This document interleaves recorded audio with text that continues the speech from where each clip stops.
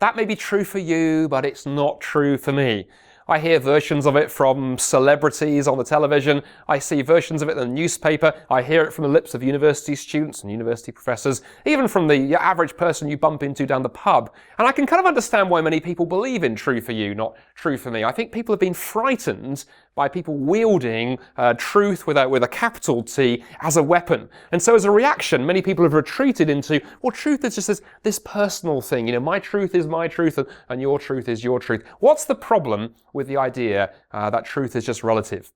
Well, the first problem is it simply doesn't work in the real world. Let's suppose myself and my friend Al were on a plane flying to New York, and both the pilot and the co-pilot have eaten the fish rather than the lamb, and they got food poisoning, they're slumped over the controls, and the plane is doomed. And simultaneously, we jump out of our seats and go, we have an idea. We both know, each of us, how to fly a plane. We've got different ideas, but we've got this, my truth is not your truth, and so forth. And we rush to the cockpit and demand to be allowed in and to press whichever buttons we like the look of.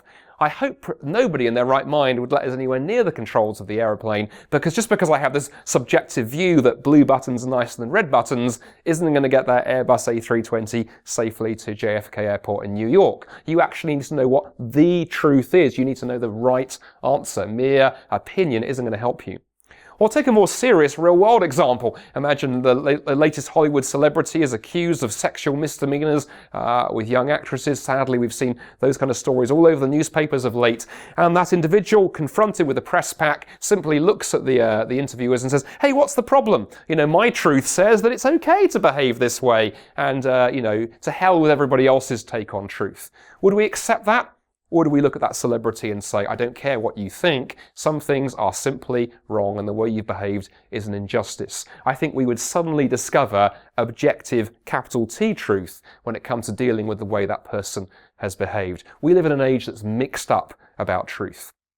All of this is interesting because it reminds me of some very interesting things that 2,000 years ago, Jesus of Nazareth had to say about truth. Jesus, firstly, was not afraid of confronting injustice. When he saw people who'd been abused, cast out by society, wrong done to them, he was the first to stand up for the poor and the oppressed and the marginalized. He didn't merely say, well, it's okay for people to behave like that. He challenged people with the truth of what goodness and justice really look like.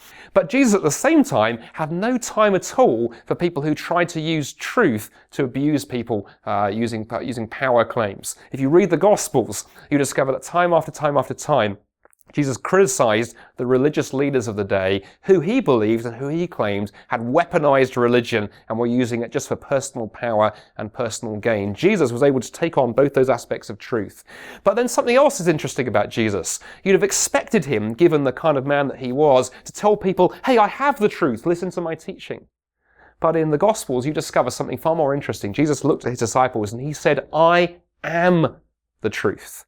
Not I have the truth, I am the truth. I am the way, I am the truth, I am the life, said Jesus. And the Christian faith, at the very heart of it, we have somebody who doesn't just claim to be teaching the truth, but is truth itself embodied. And that's interesting because in Jesus we see both this objective quality to truth. Truth is something external to us, but also that truth has this personal quality combined. So my challenge to you is take a look at the Gospels, read about the Jesus you discover there, and ask yourself the question, was this man telling the truth about himself? Because if he is, that's a truth that makes a difference. You see, there are truths that are irrelevant, and there are truths that are fundamentally important.